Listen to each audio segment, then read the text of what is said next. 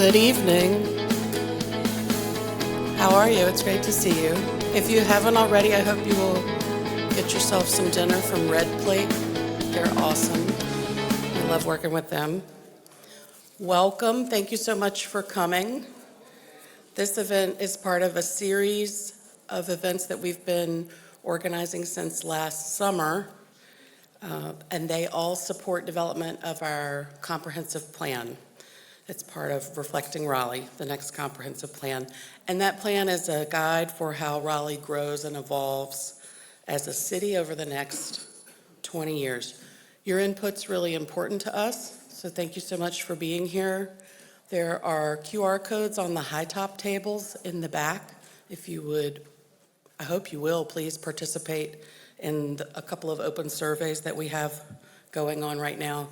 We need your input. It's just so important to getting the plan right.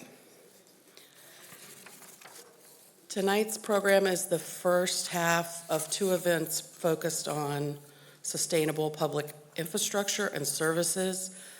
I hope we will see all of you and more next week at NC State's McKimmon Center. That's at Gorman and Western. That's June 5th. And we'll have a State of the City presentation at that time to complement what we're going to hear tonight, which is a presentation from a nationally known expert and a panel of city service leaders. Before I introduce our speakers, I want to remind you again to eat. We have plenty of food. We also have, we'll have some to-go boxes if you want some food to take home with you. If you haven't already had a chance to staff and you talk to staff and you want to, please do. We're here to serve you, here to help you, and there are lots of staff here tonight. The bathrooms are back the way you came in, so you go back out past the food, back towards the lobby, and the restrooms are back there near where you picked up your name tag. If you need any other kind of accommodation, please let us know. We've got two folks back here on my right, folks I recognize from prior meetings. One of them is definitely wearing green. If you need help, they are there to help you. This event is being recorded, so if you want to share it with someone who's not here with us tonight, you can, or go back and watch yourself, you can absolutely do that. We are live streaming, but we'll also have a recording on the YouTube channel. Also, at the end of either end of every row, there are brightly colored Post-it notes and pens. If you have a question that comes to you during any of the events tonight that you want to share with us, or you might like for us to try to address towards the end of the evening, if you would jot that down. And can I get are you doing question? My friend Matt McGregor on the back row and my friend Emily on the back row, both in stripes. Are the collection, they match the stripes on the Post-its. We planned that. Just jot your question down, share it with them, and we'll work on getting those answered. I'm very excited tonight that Joe Minicozy is here with us from Urban 3. He's an urban planner. He founded Urban 3. And his planning firm explains, visualizes market dynamics created by tax and land use policies, this is so relevant to our plan and to our community, given what's happening here right now. So Urban 3's work starts conversations among multiple professional sectors, policymakers, people like me, the public, people like you, to creatively address the challenges of urbanization. Urban 3's studies range geographically across 30 states, and also Canada, Australia, and New Zealand. Joe holds a Bachelor of Architecture from the University of Miami and a Master of Architecture and Urban Design from Harvard University. In 2017, he was recognized as one of the most influential urbanists of all time, an honor I aspire to. Help me welcome Joe to the stage, please.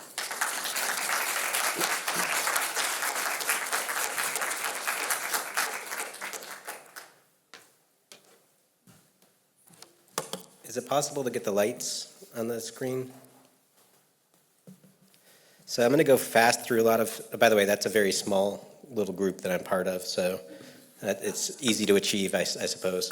I'm going to go through a lot of different slides, but first I want to give a little shout out to one of your own, Ray. Ray all actually did a lot of what I'm going to show you, and you already have it here. Some of you, I don't know if y'all want, I'm going to be blocking a lot of slides for you, if you're okay with that, but I'm going to be going pretty fast through some slides. So he's also been incorporated. You can see the downtown Raleigh folks actually have his work in the publication. It's very important work, and I just sit with it. If you don't know it, see what Ray has done, but take it to the next level. So thank you, Ray, for all of that. So you're doing a great job. You really don't need me. I probably should go now. Just kidding. I'm kidding. I'm going to give you a quick little test. This is a kid's, it's late. I know that y'all have had dinner, but just a little wake up. I'm going to give you 5 seconds to tell me how many shapes you see in this kid's puzzle. You're not going to fail. Just tell me how many shapes you see once I go. No, hang on. Slow down. We have an overachiever here. Ready? Go. Number. I need a number. 12. Okay, that was 5 seconds. 12. Anybody want to go higher than that? 18. 14. You're going higher than 14? 50. Ooh, okay. Anybody want to go higher than 50? Anybody want to tell me how many kids were on the bus? What time was it on the clock? What's crazy about our brains is they actually operate certain ways by the questions that were asked. So you didn't see the 5 kids on the bus. You didn't see that it was 10 after 10 on the clock because I asked you a question. When we go into public policy conversations, when you come here tonight, you're bringing questions. You're bringing your biases with you. And you're framing the information based on the way that you want to see it. I framed your brain by asking a question. So going forward, I just want y'all to know I don't have a finance degree. I wasn't trained in accounting. I'm an architect. I like to look at pictures. But I found a way to just look at information differently. So, and I love this quote from Malcolm Gladwell. The key to good decision making is not knowledge, it is understanding. We are swimming in the former and desperately lacking the latter. We see so much information. You get so many reports thrown at you, but do you understand them? Do you know what you're looking at? So you're growing a city. You're one of the fastest growing cities in the entire country. You all know that. You're dealing with a lot of growth pressures. But let's talk about Asheville. Y'all been to Asheville? Everybody know Asheville? So I don't know if you know this about Asheville, but it's a great little place up in the mountains. Bluegrass music, beer. We got 40 breweries for 90,000 people. We drink a lot, and you all come up and drink with us. And like any quirky little mountain town, we have men dressed as nuns with tall bikes that eat fire. It's your typical little place. Well, this is how Asheville started in the 1900s. You all have stood at this location. 15 years after this picture was taken, this is the same location. Asheville changed in ways that you have no way of comprehending. We had the second streetcar line in the entire country. The only one that had a streetcar before us was Richmond, Virginia. Presidents came to visit. During the 1920s, we were growing at 20% of population every single year of that decade. If you think you're growing fast, you haven't seen nothing. We were the second largest city in North Carolina. We were bigger than you. We were bigger than Charlotte. Did y'all know that? The only city that was bigger than Asheville was Winston-Salem. In that process, we achieved the highest debt per capita of the entire United States. We were number one in debt. And then the Depression hit and our books were audited. We thought we had $5 million in the bank. It turned out we had $18,000 in the bank. Little clerical error there. Our entire city council was indicted and the mayor committed suicide. That's leadership. That's how we entered the Depression. It's a joke. It's true, though. So Thomas Wolfe, native of Asheville, had this to say about Asheville. Asheville has squandered fabulous sums. They've flung away the earnings of a lifetime. They've mortgaged those of a generation to come. They've ruined a city, and in doing so, they've ruined themselves, their children, and their children's children. That's a hell of a thing to say about your hometown, right? Incidentally, he was threatened. He was asked never to come back. His second book was called You Can't Go Home Again, for obvious reasons. But it took Asheville until 1976 to pay off its debt. This is the burning of the last bond right here. Billy Graham showed up. It's a big deal when Billy shows up. 1976, and when we burned that last bond, we started doing what other cities did. We just built a highway through the north side of downtown, which became the Crosstown Expressway. You all have driven on it. There's the Bowcatcher Cut. We blew the mountain open. Incidentally, the community fought DOT and said it's cheaper to do a tunnel But DOT went ahead and said, we don't know how to do a tunnel, and everybody's like, there's a tunnel right there. We can just do that here. But anyway, now we have this cut. I love that it's on a postcard. On the other side of the cut, the mall happened and our downtown died. This is probably not the Asheville you came to visit. This is Asheville 1980, 1990. That's a 1996 Chevy Celebrity. We're essentially flat on our face, dead.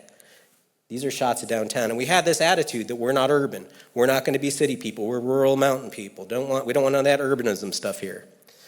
I went to work for this guy's company. This is Julian Price. He's from Greensboro.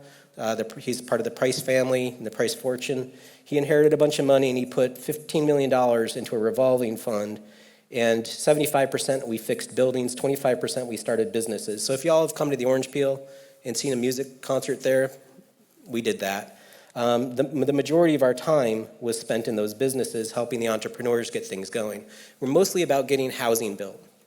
Ma'am, I'll have this as a PDF if you want for the whole thing.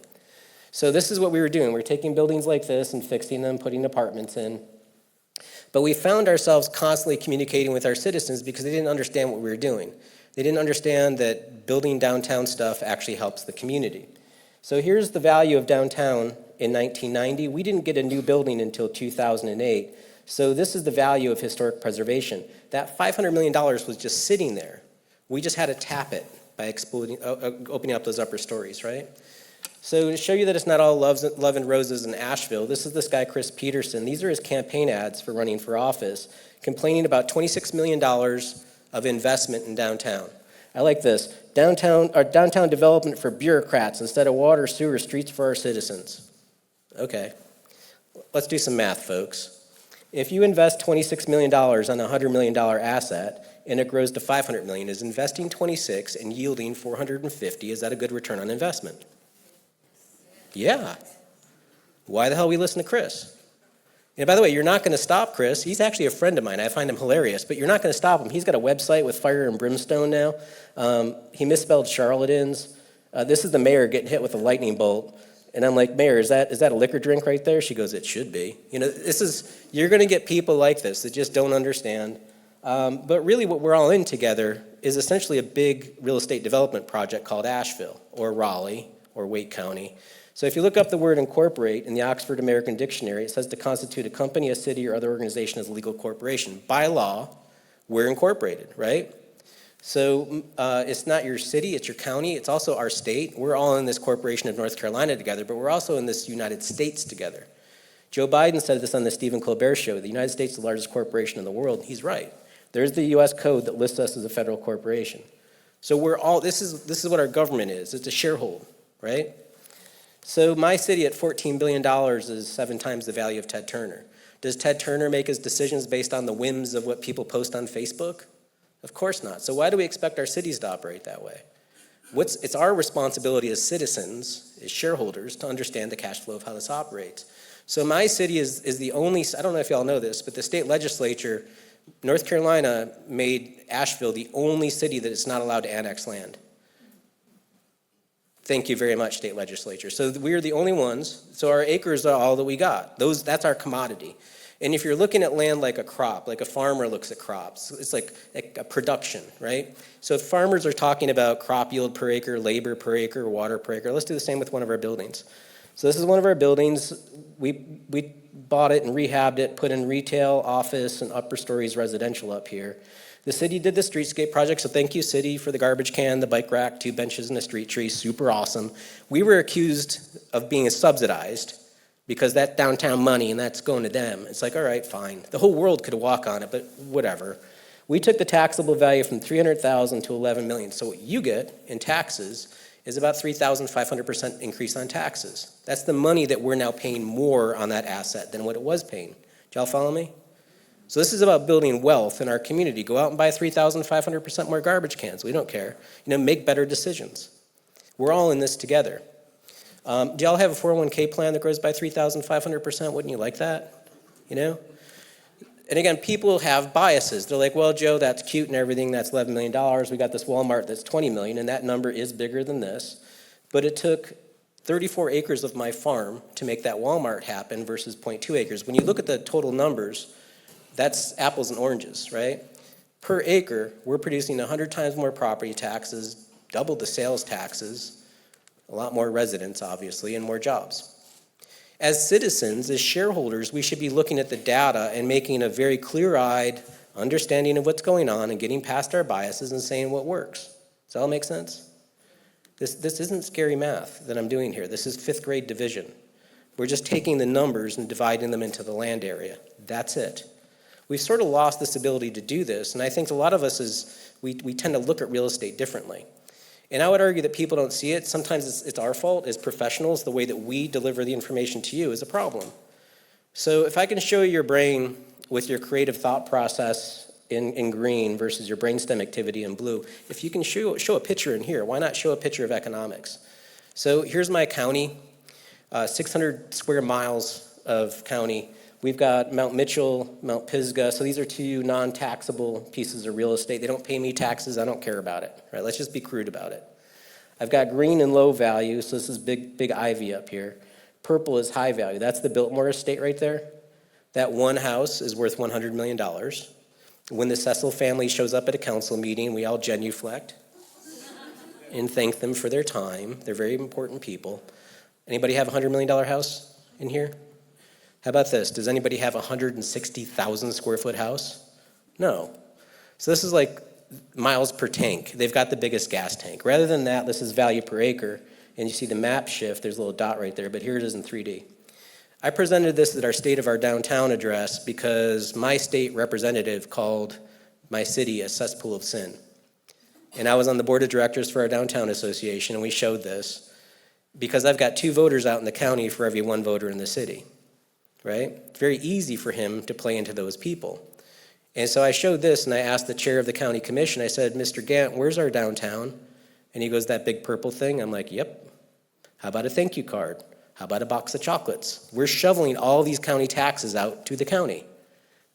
Thank us. Don't hate on us. Now, for my friends that live out here in Fairview, they think they're paying a lot of taxes. They have no idea what we're paying in taxes. So just communicate visually. Also, look at Black Mountain over here. Little village of 13,000 people. You could see this little downtown popping up. Y'all have been at Black Mountain. It's like the tallest building's like 3 stories. So something that small is that productive. So our thesis at our company is to show the information and not just talk about it. And taxes drive design. So taking a bunch of cities that we have, I think we have about 60 cities in this data file. For every dollar of county single family somebody is paying to the county per acre, their brother or sister in the city, prime city, so think Wake County versus Raleigh, you're paying about 5 times to the county than somebody out in the county is paying to the county. Do y'all follow me? Here's the Walmart, there's the mall, this is a 2-story building, 3-story building, 6-story building. This is all under the high-rise threshold. As you stack stories, you're stacking your dollars. This is true in Driggs, Idaho, Durham, North Carolina, or Dallas. The pattern is the same. Conversely, the opposite is true.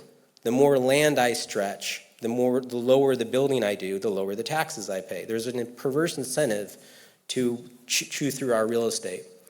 And I'll give you an example. I presented at the International Association of Tax Assessing Officers conference. Is there an assessor in the room? Anybody ever hang out with an assessor? Could you imagine 3,000 of them?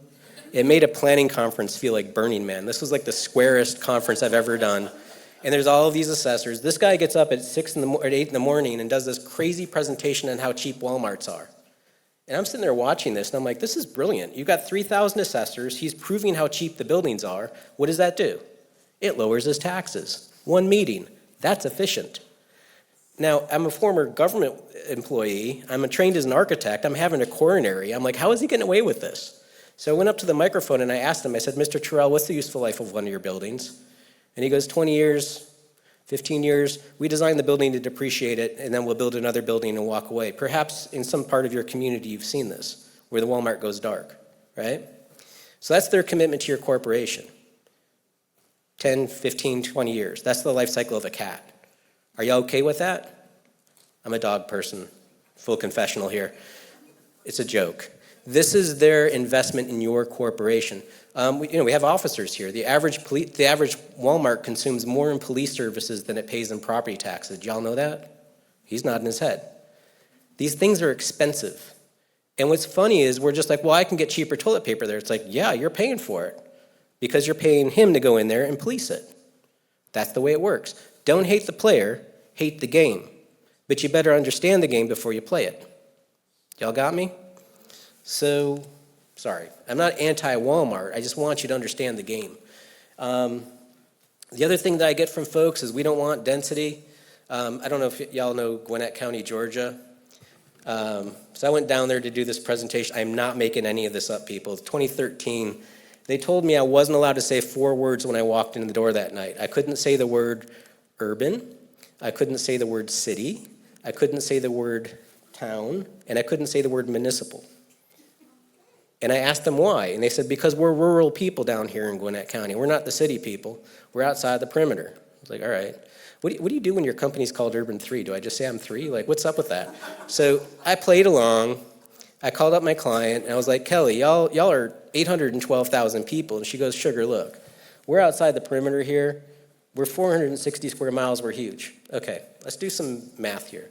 If you divide 812,000 people into 460 square miles, that's the density, about 1,900 people per square mile, right? Each of those people is 100 people. They're less dense than DeKalb. Got it. That night I presented this, and I was in front of a room like this. It was a dinner presentation, and I said, I've got other data, so I put it out there. And I asked them, I said, could y'all ask, what's in Mecklenburg County? Charlotte. I've heard of Charlotte. I never heard of Lawrenceville, right? They got denser and didn't produce a Charlotte. They also didn't produce a Nashville. Both of these places have professional football teams. There's no such thing as the Buford Cowboys, right? So you were saying something. You told me that you were rural, but it doesn't look rural to me. This is Austin, Raleigh, Asheville, Chapel Hill. This is Orange County. That's what rural looks like. That doesn't look rural to me. So when we did their model, I was like, what the hell is going on here? And the analyst kind of turned it on its side. It looks like a 1970s shag carpet. It's like the same thing. They basically blew through the entire county with the same pattern of development because they were chasing this myth of not being urban. Okay? This is what Orange County looks like. You can see Chapel Hill, Hillsborough, and Carrboro in the model, and you can also see their downtowns. Boom, boom, boom. So this is what they got. The most potent building is that. That's the most potent building in Gwinnett County at $8 million an acre, right there, sticking up. That's it. They've achieved nothing of value in the last 100 years. These are choices they made.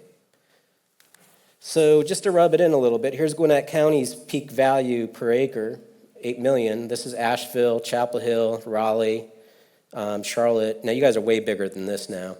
Charlotte, Nashville, and Austin. Austin is half the density of Gwinnett County. And so just to make the point, we put the 3 counties at the same size, laid it on a table so you could look at it on the side view, and we did an economic heart monitor to pulse it out. And I presented it, I was like, well, here you go. We've got the peak value at $192 million an acre for Nashville. Austin is $476, and y'all are flatlining at $8. The argument that ensued that night with the county commission was priceless. One of the county commissioners said to me, she goes, but we're not urban. I said, ma'am, I never used that word. I said, look, y'all got all the same horizontal infrastructure as this place. You have none of the vertical stuff to pay for it. Are you guys broke yet? And she goes, oh, yeah, we're broke. There you go. And then she doubled down. She goes, but we're not urban. And I knew what she meant by that. And I didn't have dinner. And I said, ma'am, you keep on using that word. And I'm sorry, 40% of your population is Korean, Hispanic, and South Asian. You have the highest Korean population east of the Mississippi, and you have another 20% that are African Americans. So you're looking at 60% of your population is people of color. And I look around the room tonight, and I'm the darkest person in the room. Who's this we you're talking about? And my analyst who grew up in Wake County, I could see him out of the corner of my eye, just kind of getting under the table. And I thought I stepped in it that night, but it had to be mentioned. And my client, the Chamber of Commerce, thanked me for that because it raised this bias that was going on in the room and what was going on. And the next day when we presented to the community, it was the real community. So, by the way, Gwinnett County has turned the corner. I'm like the Dr. Phil of Gwinnett County. I've been down there about 6 times now, and I'm like, y'all just, your sister's on the pills, but that's all right, just love her. It's like, anyway. So this is all spatial analysis. This joke only works for certain people, sorry. By the way, very similar, Cary, the town of Cary. Here's Wake County, here's y'all, and this is North Hills popping up. You can see Cary's like the shag carpet over here. Bam, there it is. So can you tell where its downtown is? It's like right about there. So is a ratio of productivity. The downtown takes up 2% of the town. It's producing about 1.5% of the taxes. So as a ratio of land consumption to tax production, it's less than a 1-to-1 of production. That is not good. So they're going broke. They know they are. They know they need new revenue, but they've bought into a bias. It's made worse by calling themselves a town, because you develop this psyche that you're like Mayberry when you've got city problems, and they've got to change that. But here's how they grew. This is the area right now of Cary. Here's where they were in the 1960s. This is what they added in the 1960s. This is what they added in the 70s. So notice how they're doubling what they were, and then they double it again in the 1980s, and then they double all of that in one decade. And now they're starting to run out of land. But what's crazy is they're getting denser as they expand, because they know this stuff costs money. So they're currently paying for the 1960s roads right now. What's going to happen when they have to pay for the rehab of all of those roads in 2040? Let me let you know a little secret here. Roads don't fix themselves. Roads don't last forever. They have to be repaired. So here's Cary side by side with Asheville.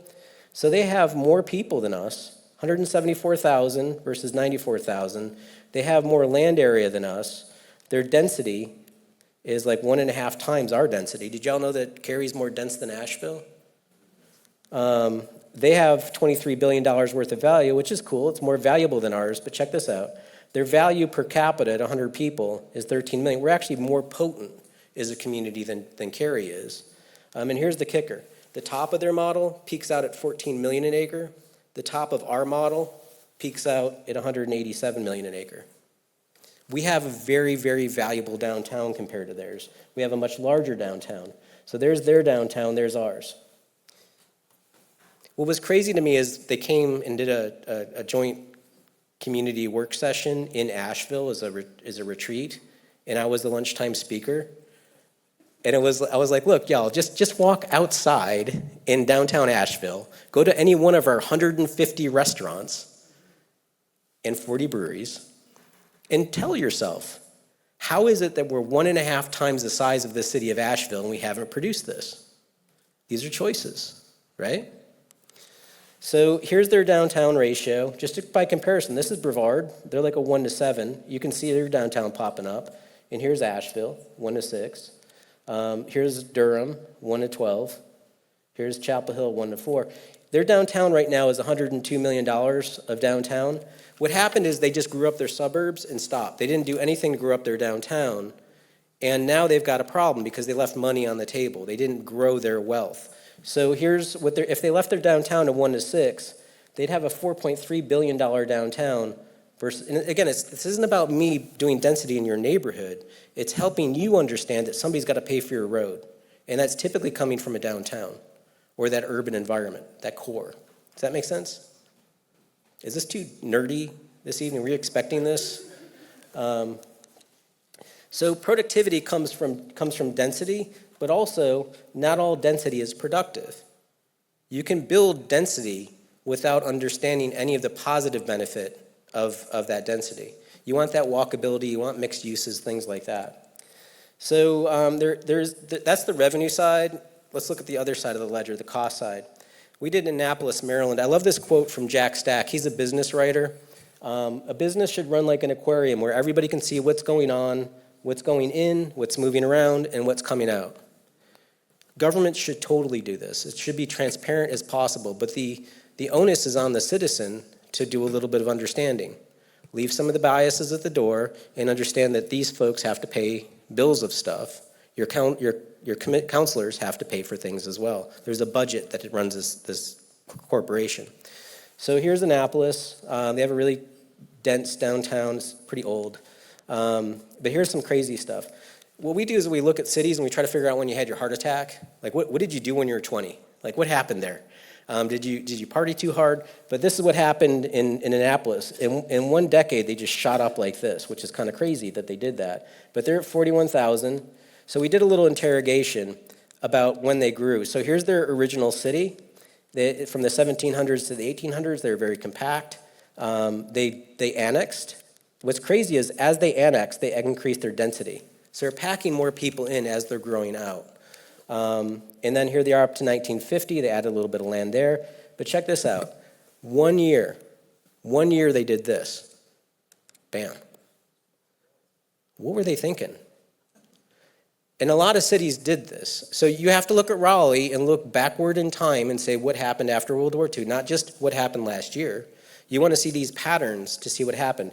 But that's a significant hit. They lost some people to the war, they came back, but they cratered their population density. And this is something we were all sold after World War II. Some of this was racism, white flight. A lot of it was through redlining, highway investment, federal home loans. We did a lot of things to stretch the American city out, and we have to understand the effect of that. And then they started growing a little bit more. They added some density and a little bit more here. So basically the density that they're at today is where they were in like 1855. They actually were much denser, and then they lost that. So the density is good because you're getting more people on less infrastructure. Think about having a mile of pipe and putting 3 people on it, or having a mile of pipe and putting 300 people on it. You're splitting that cost between more people. So looking at their density versus their infrastructure, this is their population growth. So they did grow their population from 1950 3 times. That's what this does, right? So yeah, you added people. But they added 10 times more land in footprint. So that's a 3 times factor growth that, again, you're dealing with it now. For the older folks in the room, a lot of the things that we deal with our health are things that we didn't do for the last 20 or 30 years. We didn't exercise enough, I didn't eat enough apples, things like that. And I have to pay for that. The same is true with cities. So they have all these roads out here that they have to pay for. So, finance officer in the room, anybody read a finance document? One of the things that's weird to me about finance documents is they list roads as assets. Think about that for a second. In my business, that computer back there is an asset. My delivery van and my office are assets. I can sell you the computer, the van, and the building. Can Raleigh pick up its roads and sell them to Durham? No, it's a liability. So you shouldn't see it in your budget as an asset. You should look at it as a liability. So here's when they built all of their roads in Annapolis. And you can see the roads that were built in 1910, they come back to get rebuilt in 1970. And oftentimes when communities are hit with a tax bill like that all of a sudden we've got to pay for these roads, what do? We let out more development, we annex more land. Well, guess what? They did a pattern where they made a lot more roads to pay for that stuff. So this is the new roads that they get. This comes back to haunt them in 2030, and it brings along with it the old stuff. This stuff doesn't disappear, it just compounds on itself. Does that all make sense? If you're just chasing your tail by chasing annexation, and that's what Kerry did. They just kept on, they're actually still talking about annexing out into Chatham County, which is insane. They've got to stop that habit because it doesn't pay for itself. So this is their future cost, and you're going to pay for a third. It's going to go on forever and ever like this. Notice how it compounds. Every American city is going through this because no one penciled this stuff out when we started doing this stuff in 1950. We changed the way that cities were designed, and we didn't pay for the bill. So that's where they're sitting. So if there's a lesson you can take away from tonight, roads last forever. Another joke that some people might not get, but anyway. So they have enough stormwater to go to Wilmington. So every so many years you have to build a new pipe to Wilmington, water to go to Philadelphia, sewer to go to Trenton, and they have enough roads to go to Bridgeport, Connecticut. That physical stuff is what your city staff has to stress about. How do we pay for it? How do we handle this? How does this work? At a base level, your city has to operate that way. So this is what they have in money for those systems. This is what they should be paying in that system. So they're living in an operating deficit of about $24 million. So we put all their money on the ground. This is their money. And then, So you can see where downtown is right there, and this is the old part of town. And then this is their costs in the same pattern. So downtown is expensive, but you shove that down into the ground because it's a sunk cost and put the money on top of it. So this is a side view. Like think of it like a boat floating in a lake or something. So this is the money coming out of the ground. This is the cost. This is what they're paying. This is what it costs. This is the net situation. Here's the net deficit. So it's spread across the city, but some areas are much more expensive than others. And this is what it looks like. So this is think of this as a return on investment operating capital model. This is what every business does as a balance sheet. This is how I have to figure out my monthly accounts and whether or not I can stay in business and pay rent and pay my staff. I have to have enough money coming in to pay for stuff. And they're currently at a deficit. So what ends up happening is you don't hire a police officer. You don't fix a park because you've got it, that road has a pothole in it, or you just let the pothole continue and get worse. Does that make sense? Is this all depressing? Are you good? Okay. So basically going back to that original sin of 1950 and saying let's just split the city in two and say pre-51 city and post-51 city. So it's not all love and roses in here. You can see it's about 70% of it is in the negative. But this is a different kind of surgery of infill than out here. And so this is about 80% in the deficit. But the blacks in here that are positive are so much more potent than this stuff out here. So that part of town is net positive, 1.4 million a year. And what the suburbs are is a deficit of $21 million a year.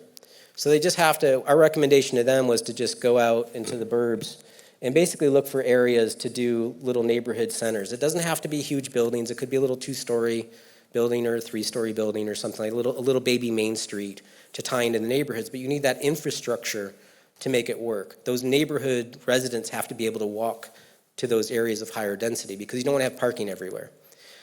So I'm wearing the same suit, which is kind of funny. But when we talk about politics, people are just like, well, this is what I want. It's like, yeah, I want to be 6 foot tall and have a full head of hair, and I want you to pay for my pickleball court. Like, this is how we're going to make decisions. It's like this is what the community comes in and does in a political process, and it's not fair because we're not being given the information to understand that we can't afford all of this stuff. But you can pay for that hairdo if you want. I'll be cool with that. Just kidding. The other thing is leaks in the system.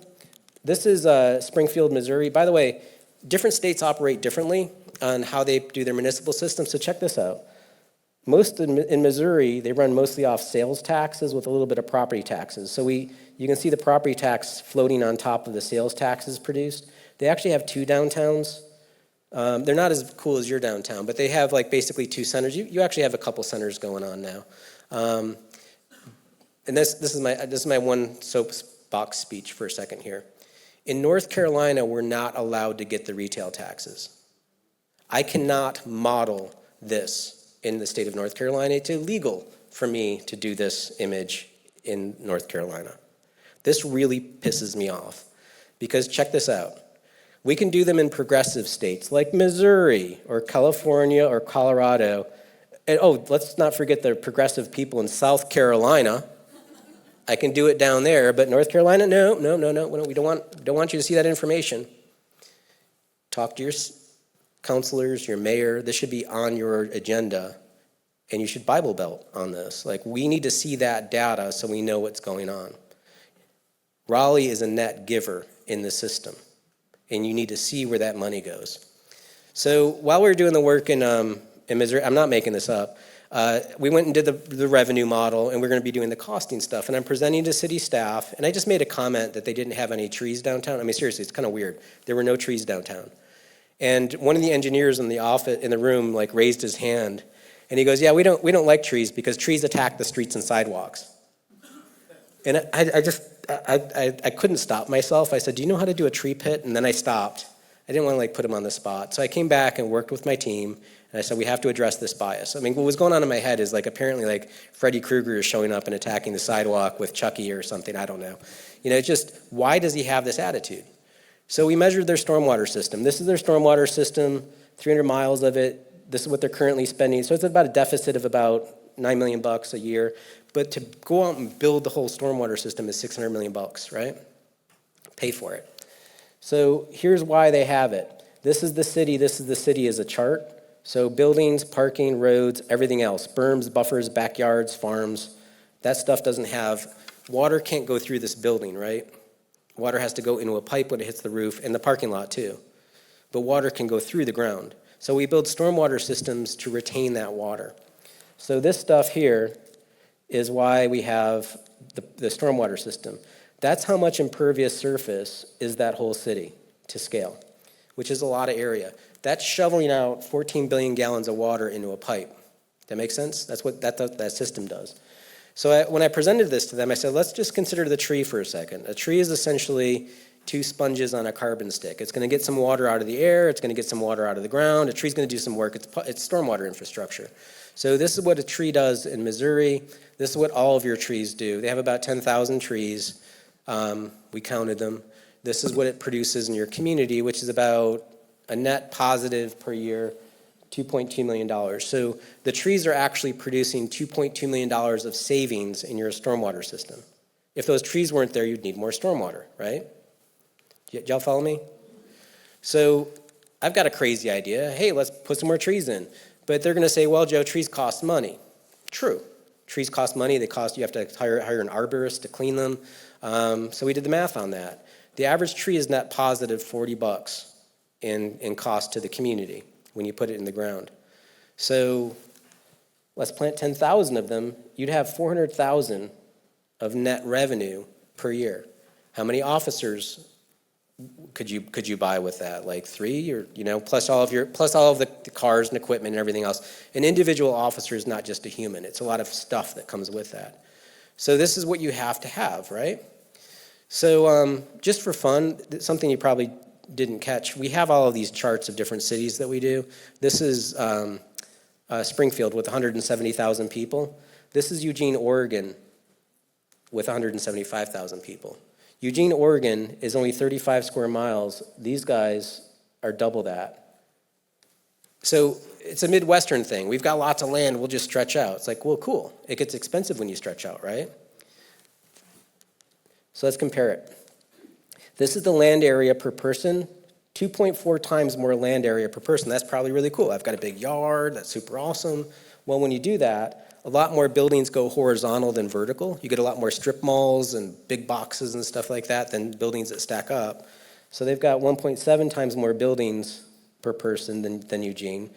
They've got 1.3 times more road area, but check this out.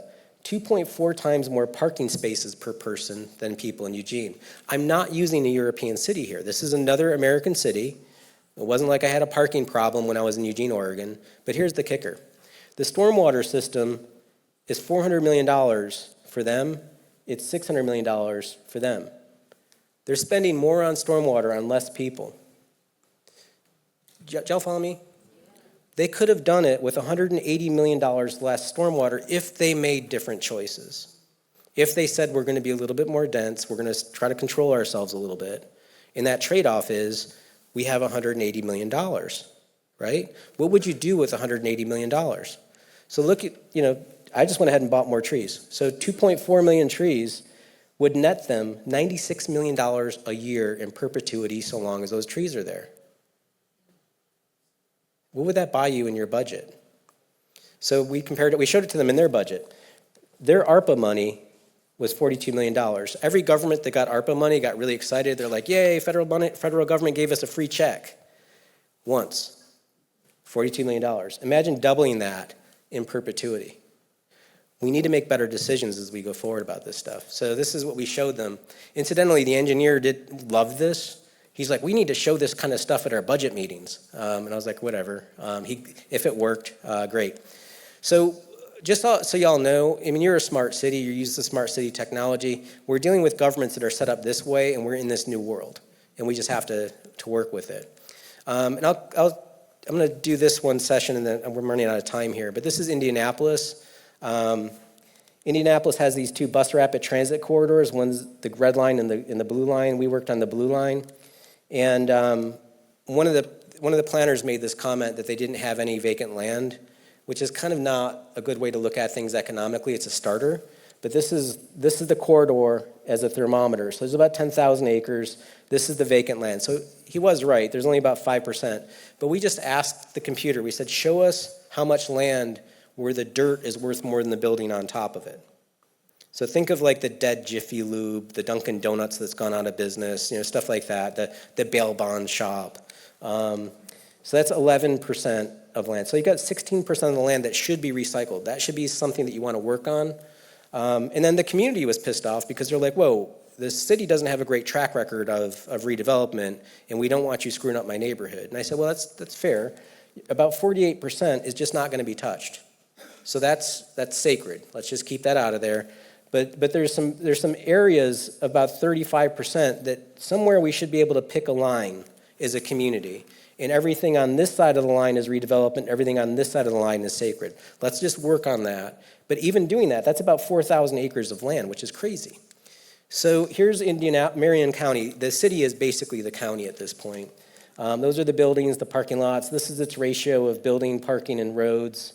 Let's do the square of it. And they have water. And then this is the valuation. Something to pay attention to here. Check this out. Parking and roads are about the same area. Look what happens when it turns into money. The roads cost money, $17 billion. Look what happens to the parking value.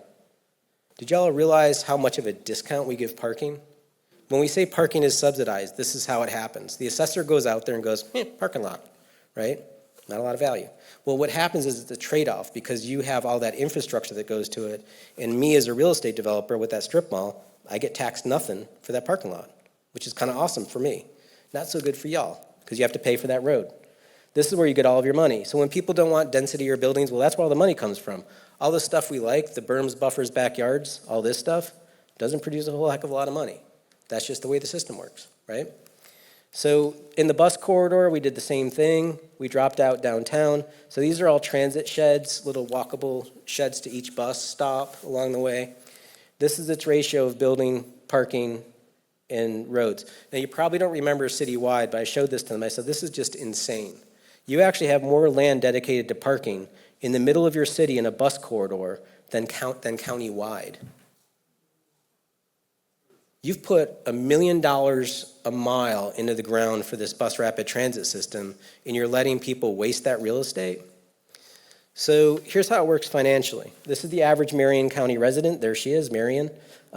She has 1,200 square feet of buildings dedicated to her, about 800 square feet of parking. So Marion has 2.5 parking spaces dedicated to her countywide, and she's got 900 square feet of road. When this gets built, there's prices on things. The road's going to cost you $22 a square foot. The building's going to be valued about $50 a square foot on average, and parking's about 73 cents. When you apply taxes, we're all applied the same tax rates. Let's call it 2%. 2% on top of $52 is paying whatever, a dollar something. 2% on top of 75 cents is paying a lot less, 71 times less than that. Does that all make sense? So just for fun, just to drive the point home with them, we said, we're just going to put half the taxes. Your taxes aren't going to go to the fire department, the parks department. Half the taxes are going to go to a road fund. How long will it take that to pay off the road in front of it versus this? And it took 42 years for that building to pay off the road in front of it. It took 3,000 years for that to pay off the road in front of it. Did y'all ever see an American road that lasts 3,000 years? This is a problem that we all got because we just don't do the math on this stuff. So the other thing is, who's got a car? So this is the households with no car, 1 car, 2 cars, and 3 cars. So 50% of folks in the county have 1 car or less per household. Inside the transit corridor, you're looking at 60%. So we asked the city, we said, why do you have 2 parking spaces per residential unit as part of your zoning code? That seems kind of crazy. Not everybody has a car. So when you force me to put parking in my development, I'm going to put that cost onto your housing unit. It'd be better if you didn't have me do that if you didn't have a car. It would make your house less expensive, right? The other thing is most people have cars that show up at meetings like this. Is that fair to the rest of the folks that don't have cars? You know, so, these are the numbers. So parking reduces the value. Okay, I'm just going to, just close your eyes for a second, because I'm going to jump ahead real quick here and close. I would usually just skip over on my computer, but I can't touch it from here.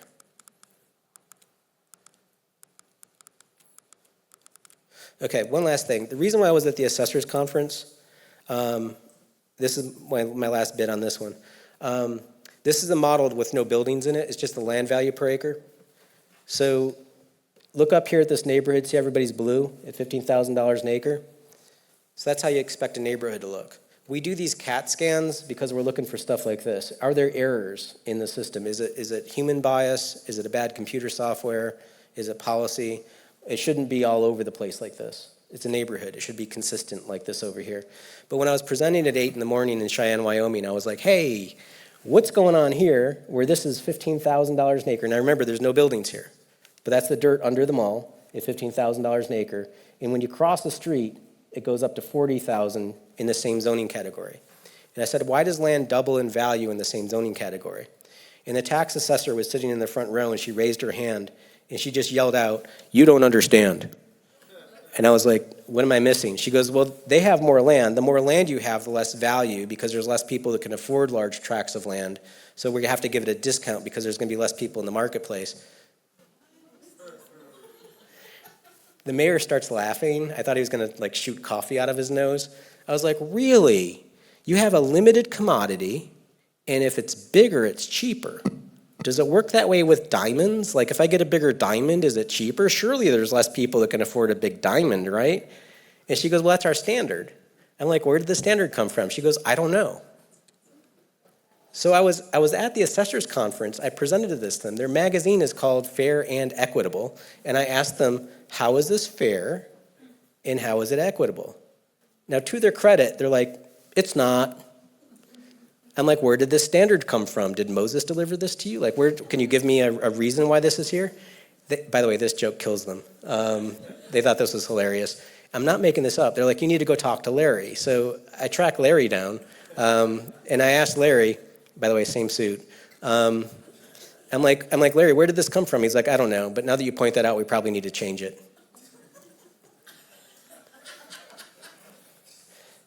There's not an invisible hand making this stuff happen, folks. So there are policies. We need to understand that. So do more work with Ray. We call this geo-accounting.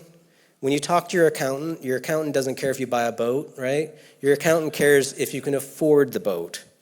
So be agnostic about this stuff. Put your biases aside. Just look at these maps as little happy little mistakes. You're just seeing what they're producing. Sorry about last night, but Tom Dodson knows Logan's towel bill, right? I know the cups in our nightclub cost 5 cents a pop. Y'all are an $818 billion city. Let that wash over you for a second. So that, the Hurricanes are only about 1.25. You guys can liquidate the city and build about 150 hockey teams with what you own. You have a very serious city here with serious city growth problems, and you should take the economics seriously and understand what's going on. Understanding where you're leaking your money, understanding what policy choices cost and consequences, and do your math. So thank you.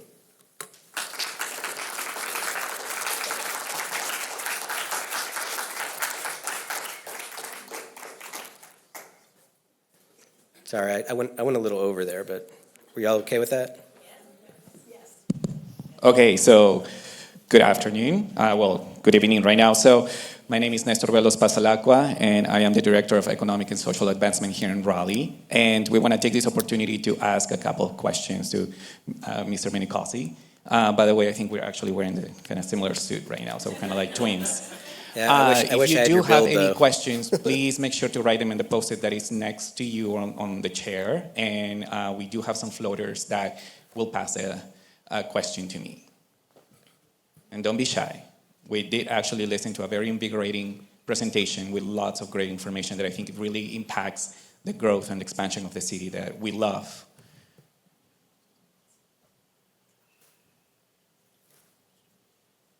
No questions? Yes. Okay, so I'll give you a couple more minutes. What's that? Can we get your presentation? Yeah, we'll have a PDF copy of this. I'll leave it with the staff. so that you can have it. And there's a lot of our work is online as well. We have a YouTube channel with a lot of this stuff. But yeah, we'll make sure you have a PDF copy of this. Sir? Yeah, no, I was going to bring up that I was in Gwinnett County last year. There was a referendum about transit, actually, that failed by a few votes. A lot of the conversation there was about, well, you know, the city of Lawrenceville does this, or the other city of Dakiva does that. It just seems like I was there and there were like 40 cities, you know, that were deciding this instead of the county. Do you think that we should approach this differently because all these cities seem to be having different decisions? Another way to phrase a question is, how do you feel, what is the role of the smaller cities in this larger discussion? Well, as far as regional planning, you should be regionally coordinating. There is a big difference between Wake County and Gwinnett County in the politics. And the county has basically been doing a mea culpa. It's been doing a lot of deference to the towns because of how they were heavy-handed 10 years ago. So the county basically did a lot to thwart the community growth in the towns because the county got in on the development game. And that's why you see it spread so fast, is that the county was like, hey, we're going from farm field to strip mall. This is awesome. And they weren't thinking through that an ear of corn doesn't call the police or go to school. You know, so they didn't have what cities had, which is this experience of services. So it was all like a sugar high that they did. And that all of the towns sued the county because the county was double dipping on the infrastructure. So now flash forward to today's Gwinnett County, the county takes a backseat and lets the towns kind of work it out a little bit more. You know, your Wake County has been very active and involved with Raleigh, but also Cary, and I'm drawing a blank on the little town out there. Yeah, you have a metropolitan planning organization that's very strong here that keeps them coordinated. There's still going to be tussles and fights. There's, you know, Cary annexing out into Chatham County is kind of insane. But Cary's also doing some good things. They are turning their downtown around. They're kind of cannibalizing a dead mall. So they now realize they have to jump further faster. You have a bigger area here in Raleigh that you can look at yourselves a little differently. You can grow up little village centers inside your community that you didn't really think of yourself that way because everything was downtown and then the neighborhoods, if that makes sense. Okay, and then the last question. You can go ahead. Well, I have two, but they're sort of related. What about historic areas? Do they survive density? And along with that, in southeast Raleigh, because of gentrification, longtime homeowners are being forced out because taxes are rising. And yet you had us do the math, and it was the land, and the land wasn't increasing. So what are we doing wrong with property taxes that people who have lived in their homes for years, and you know, because the land now is so valuable? Well, there's a couple of things. I mean, you basically just nailed an oxymoron right there. When we lock our town in amber, and I live in a historic neighborhood, and we've done historic rehab on properties. I'm also trained as an architect and love old architecture. But we've sort of lost the art of making good new architecture. You know, St. Peter's, this is the St. Peter's Basilica that you walk up to with the Pope and all that stuff. That's the 7th St. Peter's. There were 6 before it that got knocked down. When I showed you my downtown and I said you stood here and there was that horse, those buildings got knocked down. There was a time at which we always improved our community and what was new was better. And we've sort of lost that art. And you know, you can blame modern architecture, and the historic preservation movement came in the 70s and said, well, this stuff's way better than what we're building in the 1970s. So we kind of calcified that. But we've lost the art of architecture and city building in the process. And I think that's one of the conversations that needs to happen, is that design does matter and that there is beauty in architecture. But when you do that and calcify an area and the people still move in, it's going to put pressure on those other neighborhoods as well, that their values are going to go up because there's limited supply. So I think that's one of the trade-offs that we need to kind of have an honest conversation about. And also there's other things we can do for gentrification is actually a good thing if you kind of lift the moniker of it for a second. My neighbor is on fixed income, disabled veteran, and his grandkids he's basically shepherding them all. He would love to sell his house and make money for his family. I would hate to lose him as a neighbor, but at the same time, I want to respect his ability to grow wealth intergenerationally in his family. Does that make sense? That's gentrification. Hang on. We could offer rebate programs where we give folks that, like my neighbor should get a rebate program. As his tax goes up, he should qualify for a rebate and get some of his taxes back. Durham does that. Asheville does that now. So if we want to start having an honest equity question, that's probably the easiest way to solve it in our state right now, because we don't have homeowner exemption. If you go to South Carolina and you're a homeowner, you have a different tax rate than somebody that has a second home, which is really bad in Asheville, because we've got, I think like 35% of our housing stock is owned by people outside of Asheville. So I've got folks that Airbnb houses and my staff can't afford to live in those houses. So I think just, again, get past the label for a second and get after the problem you're trying to solve, which is we don't want to lose folks in our community to what's going on with our economic conditions, and let's address that rather than, because when people talk about gentrification, it's more complex than that. Does that make sense? It does, but, so, people in Southeast Raleigh are getting calls every day from real estate agents. Sure. Who can sell their house for tons more than they paid for it. However, and I don't know the situation in Asheville at all, they could not find something even comparable to Yeah. what they have and stay in Wake County. Yeah, that's, So some of them are falling for the, oh, wow, this is more money than I ever thought. well then, but here's the thing. Yeah, that's true. I could also say get rid of zoning. That'll relieve the pressure. Would you be all for getting rid of zoning? I actually, Okay, well, there you go. I mean, there's trade-offs, right? But trying to, it's like, I'm sure the staff is probably cringing when I say get rid of zoning, because there's no way in hell that's gonna happen, because people will come out with the pitchforks. You still have zoning here. But the thing is, like, I'm a former zoning administrator. I wouldn't recommend getting rid of zoning, because there's so much, you can have a better zoning. You can always improve it. Sir? Yeah, real quick, I got introduced to you through Strong Towns. Thank you for coming, you're fantastic.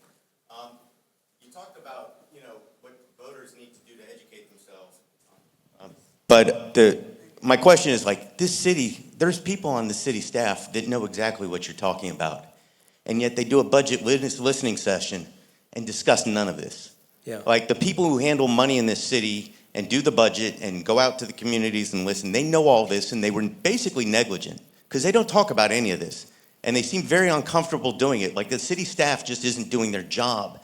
How do you fix that? Because I really feel like you know it. Plenty of people, when I talk to them individually on our city staff, they know the deal.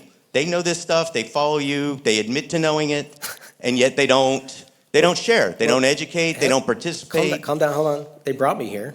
I understand, but I mean, the budget team, but this is a very small group. The budget team went out to like 5 different places in the most populated parts of Raleigh. And they never talk about where the money comes from, how it gets spent in this kind of detail. And this is what is eye-opening. Well, again, it's on tape. It's gone through the city's channel. This is something that now, No, I've made my point. I know, appreciate it. but it's, you want to have, we're striving for a more improved union, a more improved community. Governments in these interactions are always going to be sloppy and moving not as fast as we want them. Trust me, if you come to Asheville and see what I do as an activist there, it's like I don't get invited to parties. It's like because I ask tough questions. So I get it, but it's just I'm asking like patience. It takes a while to kind of have this go through. But this is, again, your community's already done these charts 10 years ago. So. You never see them. I mean, I appreciate what you're saying. I think I made my point. Okay. I just want to make publicly to staff because they need to keep getting beat on a little bit to participate. Or they could use. I don't need to be at parties either. So. Yeah, they could use your support. Yeah. Well, with that, much for being here. One more round of applause for Mr. Minicosi. And with that, we're going to go ahead and now move to our panelist session. And if I can have, please, the panelists come on to the stage.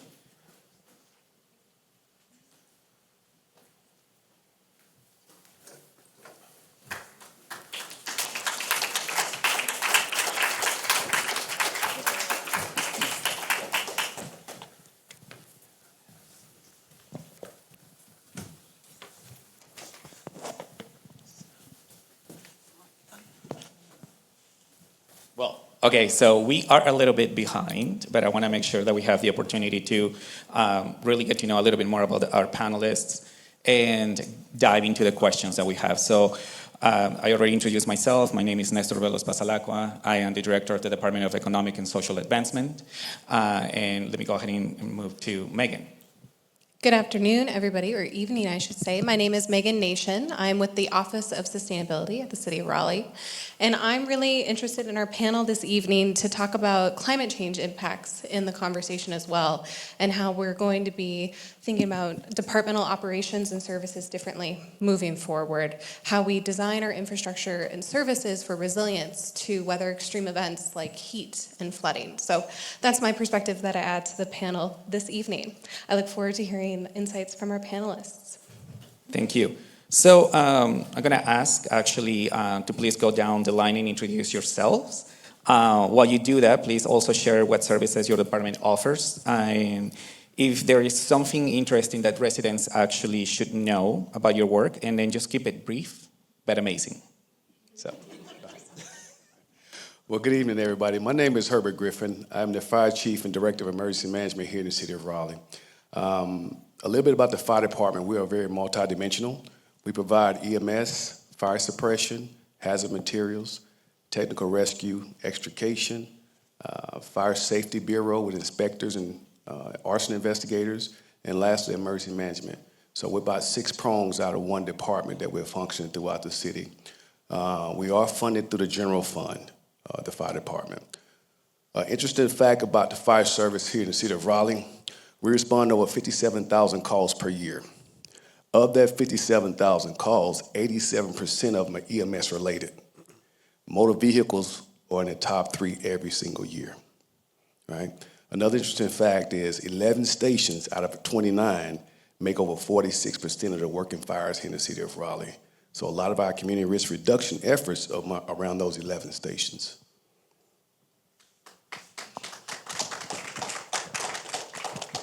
Thank you, Chief. My name is Derek Ford. I'm one of the deputy chiefs on the police department. I've been on the police department over 25 years. I'm a lifelong resident in Raleigh. Went to Athens Drive High School. My father was a police officer himself on Raleigh. So there's no doubt what I was going to be, and I've seen Raleigh grow, obviously, through my 48 years that I've been on this earth, and I'm just proud to be here on the city and on the police department and work for Chief Boyce. Obviously, the services we provide are emergency services, 911 calls, and non-emergency services. In addition to just responding to calls, we conduct proactive patrols. We also offer a number of services to the community with our community engagement program, our Cops on the Block. We also have camps that we invite our youth to, soccer camps, tennis camps, basketball camps. We have mentor programs. We have victim advocates. So we're an all-encompassing police department, and we're looking to grow. A recent stat that I saw is over the past 10 years, obviously the population in Raleigh has grown 13%. Our staffing has only grown 3%.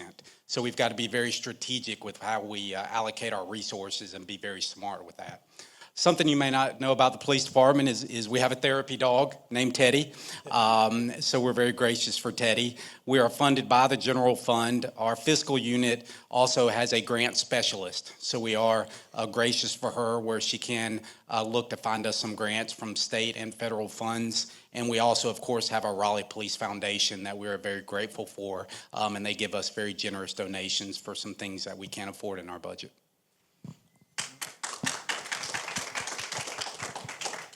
All right. Good evening. My name is Gregory Jenkins II. I am the interim solid waste director. Solid waste, we have 3 primary services. We do garbage collection, recycling, and yard waste. We also have a yard waste center that takes your household debris, lawn clippings, limbs, and we bring that, you can bring that to our center and drop it off, and we will turn that into mulch as well as compost. Our staff is a dedicated, hardworking, 7 days a week staff. The 7 days come in with our downtown area. The majority of our staff, though, works Tuesday through Friday, delivering all those three services. Interesting fact about solid waste is that Tuesday through Friday, we make over 60,000 stops per day around the city of Raleigh. We are now, I'm proud to say, at least with the budget, if it gets passed for FY26, we will be a full enterprise, and what that simply means is that we will be funded by user fees here. So that's all. Good evening. Kenneth Ritchie, Assistant Director with the Department of Transportation here at the City of Raleigh. Really, we're a full-service transportation department for the city. So we really do system planning, project development, maintenance, that's signs, signals, markings, that's our transit operations. We've got full maintenance services that are really on call 7 days a week to make sure that our infrastructure stays and helps support the continued growth and needs of the city. From a funding standpoint, certainly funded through the general fund. A lot of our projects are funded through bonds. Wake Transit Plan is a big piece of our transit operation. So that was a Wake County sales tax that was initiated in 2016 to help fund our transit system. And then certainly we have federal grants that help support a lot of our programs as well. Interesting tidbit from a transportation perspective, we do partner with Raleigh Water through their bioenergy recovery facility using the renewable natural gas to help fuel our fleet from a transit perspective. And two, over the past few years with our sidewalk maintenance program have really been looking at how we can maintain those sidewalks without having to go remove and replace, and really looking at that as an ability to try and mitigate some of the additional impacts that taking that concrete out can have on our environment. So thank you for having us. Good afternoon, or good evening. My name is Erica Bailey. I'm one of our assistant directors with Raleigh Water. So Raleigh Water provides drinking water and wastewater services for about more than 630,000 residents. So that includes not only the city of Raleigh, but 6 communities or towns surrounding the city of Raleigh. And that includes Garner, Wake Forest, Wendell, Knightdale, Zebulon, and Rollsville. So a little bit about Raleigh Water and a few interesting facts. We have 2 drinking water facilities that provide clean and award-winning water from our 2 water supplies. And then we have a vast distribution network of pipes and pump station and storage tanks to get that out to our individual residents and customers. And then on the sewer side, for our wastewater customers, we then have a vast network of pipes and pump stations to get that to our 3 resource recovery facilities. We treat to very high levels before we then discharge the treated water back to the Neuse River Basin, which is the same basin from which we get our water supply. We also take great strides to try to recover our resources in our wastewater treatment process, such as producing renewable natural gas for the buses and producing reclaimed water, which can be used for irrigation and non-contact cooling water. We are an enterprise department, and what that means is that our operations is funded by the revenues we get through our water and sewer rates. And one other interesting fact is that we have enough water pipe to go from here to Los Angeles and enough sewer pipe to get back. Be hard to top that. Good evening, everybody. My name is Stephen Bentley. I'm the director of the Raleigh Parks, Recreation, and Cultural Resources Department. we'll say Raleigh Parks for short. We have probably the broadest range of services in the city. Everything from your traditional parks that are passive, our greenway system, which is award-winning and one of the oldest in the United States. We have a couple dozen community centers. We have art centers, historic sites. Our focus really is three-centric. It is on the individual health of our residents and our visitors, both, we'll say, stress and mental health and your physical health, and then our community health, doing things like this, bringing your neighbors together, talk about things, live and play together, and then our ecological health. We do have the urban forestry division within the Raleigh Parks Department, so if a tree falls down in Raleigh, the Parks Department goes and cuts that tree up, and we work with Duke a lot and our folks in public safety to make sure that happens. Interesting fact is we're a planned capital, so the city was actually planned around parks. It was planned around 5 public squares, 2 of which still remain downtown. So I always say parks are in the pedigree or the DNA of our great city. So thanks, I look forward to your questions tonight.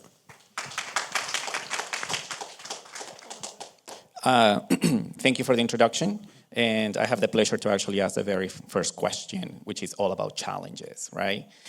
So we all know that Raleigh is one of the fastest growing cities in the country with an estimated projected growth actually of 11% in the upcoming 10 years.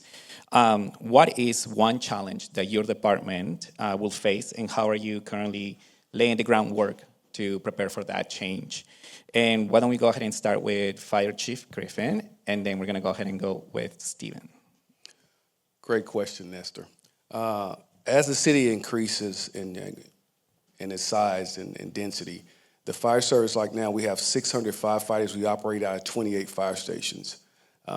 We follow what's called the NFPA, the National Fire Protection Association, it's a standard. And that standard says on any time a 911 call is dispatched to a fire station, we have 4 minutes to get to that residence to meet the standard, right? Back up a little bit, when you call 911, the phone call is supposed to be answered in 10 seconds. After that 10 seconds, that call taker has 1 minute to process that call, dispatch that call out to a station. Station receives a call, they have 80 seconds to get dressed, wheels out the door, right? 4 minutes to get to your house, and a total of 5 minutes and 32 seconds roughly we try to make. And we hit that mark 87% of the time. That's the standard. The standard average is 90. So as this city continues to grow, we're going to have to increase our personnel, our infrastructure, which is our stations, and our assets, our fire trucks. So those 3 things have to be targeted to meet the needs of the community as they continue to grow. We have to grow with them. Yeah, related to growth, I would say the number one thing that the Raleigh Parks Department will do is we'll not do our work alone. So the future of our department will be in partnerships and collaboration, whether it be a facility like this that might not be used, in which we might be able to use for summer camps. We continue to grow our partnerships with the public school system, because when the schools are sitting, you're still paying to heat them and to cool them, and 9 times out of 10, they got a fence around their playground. So what we're looking to do is work with either Wake County Public Schools, nonprofits. So if we don't provide a dance class, can a nonprofit come in and do it? So as we move forward, we will look at what is core to the community, and we'll do that, and we'll do that really well. And then those add-on services, we'll look out into the community like, who can do this? Because I have a lot of spaces, come into my space, provide that service, because we still want to serve the community, but we might not have the capacity to do so. Thank you so much for that answer. I actually want to go ahead and also then ask the same question to Gregory and Kenneth as well. I mean, because we know very well solid waste services and transportation are critical services that we provide, so we want to know as well. Yes, so what I would say is a big challenge for us is that as the city continues to grow, it's serving everybody at the same level, being fair and equitable. So when you're running weekly garbage service and you add a house, you add in 3 services. And those 3 services need to be maintained at the same level as the one that came before it. And so when I look at our staff and the level of the number of employees we have, the number of vehicles we have, they're getting really thin. Typically, you try to shoot for around 800 households per truck. Right now, we're averaging around like 1,100. And so what that means is truck maintenance goes up, fuel goes up, drivers get fatigued, right? We also have rear loaders, which means that these are individuals who are walking, down the street, pulling the carts around to the truck to dump them. So the more cans they have to dump, the more work they do. We got workman's comp issues around that as well. So as we're looking down the road, we're always looking for automation. We do have automated trucks in our fleet to try to reduce the stress, but again, wear and tear on vehicles are always a big challenge for us, given the size of our community. And when you think about it from a transportation perspective, I think certainly working not only in Raleigh but regionally about providing a diverse set of options in terms of ways to get around.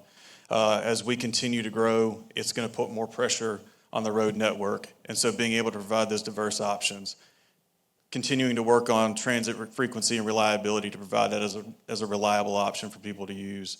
As you get into town, making sure that we've got pedestrian facilities, bike facilities that give people to make those shorter trips, not necessarily in a car, but through these other modes. Certainly because of the regional draw of Raleigh, then being able to work with our partners on how do we continue to provide that expansion, giving those opportunities for people to get to locations, bring transit in, or those other options to get around. Because certainly as we grow, more cars on the road, more congestion, more continued wear and tear on our roadway network, and it becomes a vicious cycle of how do we continue to, and diversifying our options and diversifying our network is going to be one way to do that. Thank you so much for that. So I do want to actually follow up with another question to the fire department again, Chief. How do we maintain adequate service delivery and response times as those neighborhoods continue to expand? I know at one point you already talked briefly about that. Can you give us a little bit more details? Sure. Response times are, like I just alluded to, are one of the most important things because it's critical getting to a home, whether it's an EMS call, someone's doing CPR, your baby's choking, whatever. So for us, we have to leverage our MOUs, where we have our outline partners like the City of Cary, the City of Knightdale, and Wake County.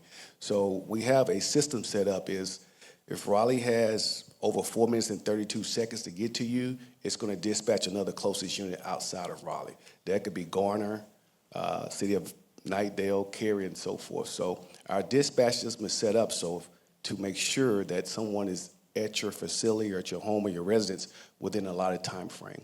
So as the city grows, although we know we have to grow here in the city with our assets and our infrastructure and personnel, we do have a contingency plan through dispatching our neighboring partners.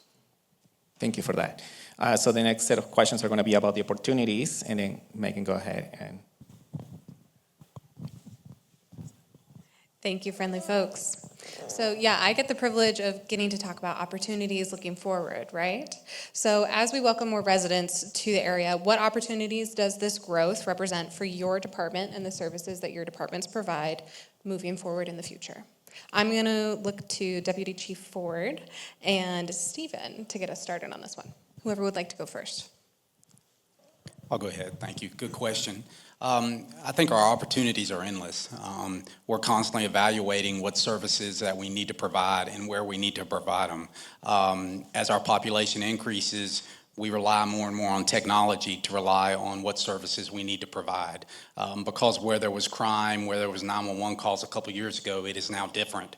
So we have a research and planning department that we constantly rely on to benchmark other agencies that are similar to us and bigger than us to see what are some of their problems that they're going through. We're constantly forecasting ahead. Right now we have 6 districts. We're already in the works of knowing that we're going to have to add a 7th district because downtown is growing up, so we're adding more officers downtown, different modes of transportation, putting officers on bikes, on foot, because there's just really not a lot to drive around down there. We also know the northeast part of the city is where most of the growth is going, along with the southeast part, so we have to allocate resources there. So the biggest thing is technology, leveraging those, allocating those resources. Also our Acorns unit, and the future iCares program, where we have alternative response models where everything used to be a police problem. Well, now a lot of things are not police problems. There are other city departments. There are social workers that can get involved where we don't have to utilize our resources for those. So there's just a lot of things to work on. A new addition that we have is a civilian crash investigative unit. This changed recently with a legislature where the past year where police officers in North Carolina used to have to answer wrecks. And in the city of Raleigh, there are a lot of wrecks, and it takes officers a large amount of time to investigate those wrecks. Now we have a civilian crash unit where these are civilians, a lot of them are former Raleigh police officers. They will handle property damage wrecks and will allow officers to go to higher priority calls. So those are our opportunities that we can look to expand on. Yeah, I think two opportunities. First is, as a department, we heard a lot about growth today, is we'll embrace that growth, and it's through our partnership with the planning department. So as whether it be apartments or single living dwellings come on, we meet with the builders as a parks department. Before, we really did not, and we ask, are you putting in a playground? Are you putting in a pool? And if you're building within 200 yards of a greenway, will you put the connection in so your residents don't get in their car and then drive 2 miles to the nearest trailhead? So it's really understanding people want to live in proximity to green space, so how are we engaging them when they're just ideating about what they want to build? The second is because we are changing so rapidly, we are looking at, we've always had a really great suburban park system, and our goal now is to be a great urban park system. So people from New York or internationally or West Coast, they have different preferences. It's like keeping those good core sports and health and wellness, but how are we looking at performance arts? Or most recently, we know that we're not serving some teens that don't play sports. So we bought a gaming trailer, and that gaming trailer goes to all different events in teens that like to game. They line up to do it. And we realized we were missing a certain section of teens because everybody doesn't play sport, everybody doesn't do performing arts, but if they like to game, they're still connecting with their peers, they're learning how to socialize, and they're learning STEM, science, technology, and math. So we're trying to harness and engage on the growth versus fighting it. Really appreciate those responses. So I'm going to ask some more friends on the panel about some follow-up questions that were teased earlier. So Erica with water, you mentioned this wonderful, I am overexcited bioenergy recovery project because it has been in the works for over 10 years, and we're finally seeing it come through this year. So super excited. I want to know, how will this new development support our growing community in tangible ways? Thank you. Thank you for asking that. So I mentioned in my intro that we strive to think of additional ways that we can recover our resources within, which means make a beneficial product out of our wastewater treatment process. And so the Bioenergy Recovery Project is a prime example of where we are recovering our resources to even the next level. And it's a process in which we are taking biogas that is produced through the treatment process, and we're using that to produce renewable natural gas, which then will be utilized to fuel the Go Raleigh CNG buses. And that step, by us taking a wastewater source and providing natural gas to the buses, we're recovering our resources, and that's allowing us to make significant reductions in the city's municipal greenhouse gas footprint. So it's helping to support some of the city's climate action or climate goals. Thank you, Erica. I appreciate it. So I'm going to piggyback on the theme here, and I'm looking at Kenneth for a reason. So we have a theme actually started by RPD about emerging technologies. So I want to piggyback on that with transportation. So we have some cool pavement, and I mean unironically cool, like it's actually cold, or helps with heat, pavement technology currently with our transportation team. Can you talk about what other emerging technologies y'all are looking at moving forward and seeing it as an opportunity? So certainly technology is going to continue to be one of those areas that we're going to continue to lean into. As you think about kind of the AI evolution that we're undergoing, we're really looking at how we can start to leverage that, looking at asset information, looking at how that can help us to look at prioritization models and different things to really make informed decisions about maintenance, about projects, about really everything having to do with our system. The other piece there too that is starting to be, but certainly as we look 10, 20 years out, automated autonomous vehicles are an area that we're really starting to try and understand. We're certainly seeing it. You look at cities throughout the country, you're starting to see autonomous vehicles making their way into the market. How can we prepare ourselves for that? How can we leverage that? Certainly understanding that computer technology has its challenges, but we can certainly look at how we leverage that in terms of trying to push forward some of our safety initiatives, but certainly helping to continue to diversify our network. Thank you so much. And thank you to all of our panelists. I'm going to wrap us a little bit faster because we are running behind on schedule a little bit. And I want to turn it over to Q&A for our audience. So any questions y'all would like to ask? Yeah, and it looks like we would like to have them written on the sticky notes, preferably, and they can funnel up here.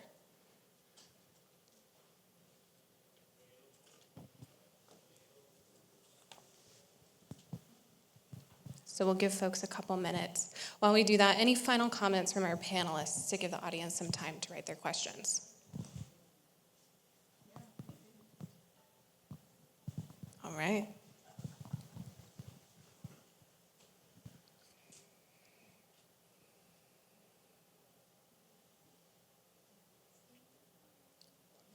Times like this where I wish I had Jeopardy music.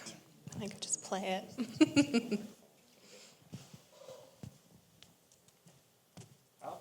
Give you the microphone to make it faster. Sure.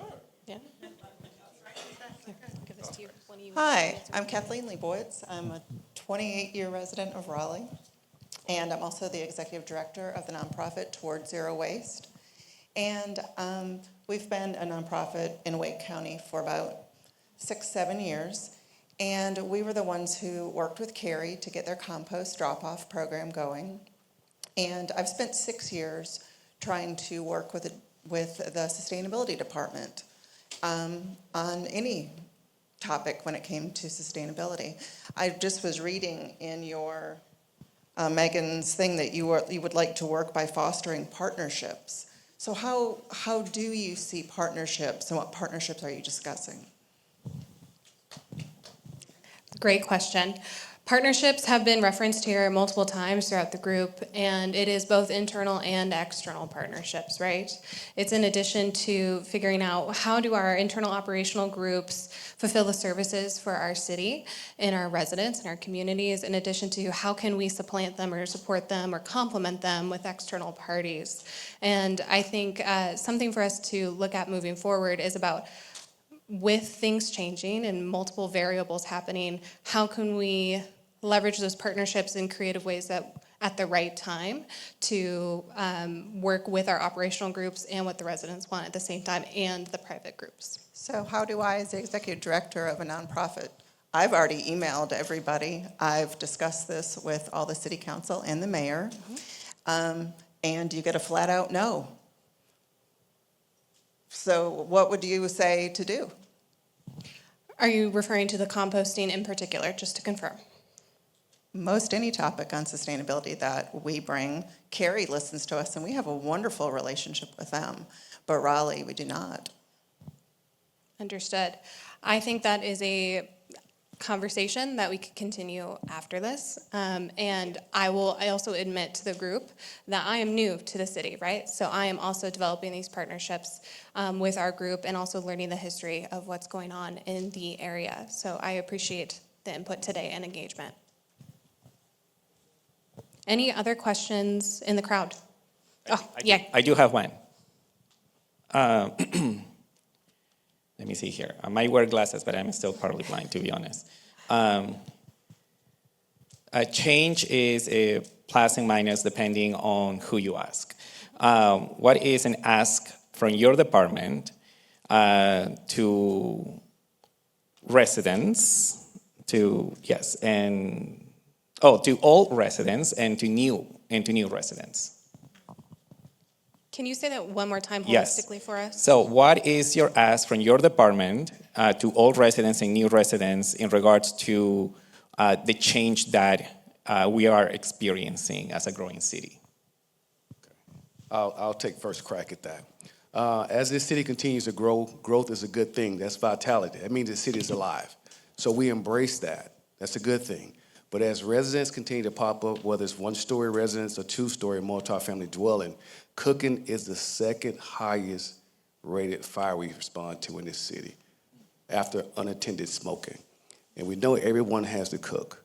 So be attentive, get off the phone while you cook, and maintain your pots and pans, okay? So I asked for the microphone until I heard his answer. So I think my ask of citizens from the solid waste perspective is, I guess, just to understand as we continue to grow, right now we have a finite amount of life on a landfill.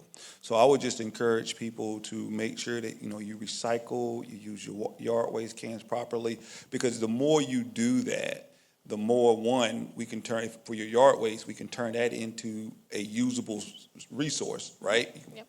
Mulch, compost, you can put in your yard and those kind of things and grow your gardens. But also with recycling, we actually take that to our third-party vendor who then separates it. We get a rebate from that. But if we get a lot of garbage in the recycling, we got to throw it out. And then that costs us money. And so, it's always good for us to understand, just like with cooking, everybody throws things away. But the more that we kind of sift through that to make sure we're putting it in the right container, the better off we'll be in the long run. Yeah, I'm going to amplify something very similar to Gregory, because all of us on this panel are working with the Office of Sustainability on is litter. So as we grow as a city, you'll see the proliferation of people throwing things out the window, or contractors maybe losing them, or a homeowner loses things out the window. So one thing to do is call. The next thing to do is volunteer, or it is to give to nonprofits that do this work. So don't be a litter bug. That's my point. I'm sorry, I think the easiest thing that we can do as citizens is if you see it, pick it up. Because a small amount of litter left today, it just adds up.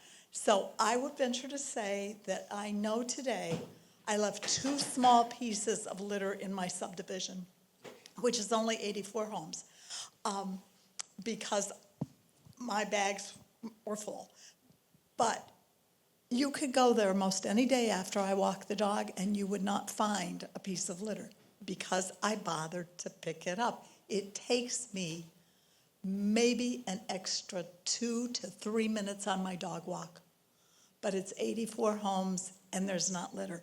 So I think that's the biggest thing that people can do, is if you see it, pick it up. You don't have to be the one to have dropped it. And I don't think that most litter comes out the window. I think most litter is dropped from the car to the front door. Appreciate those comments. And if Stormwater were here too, I think they would also appreciate those comments greatly. And just looking at the time, I think it's probably good for us to turn it over to Bynum for closing remarks. All you. Yeah.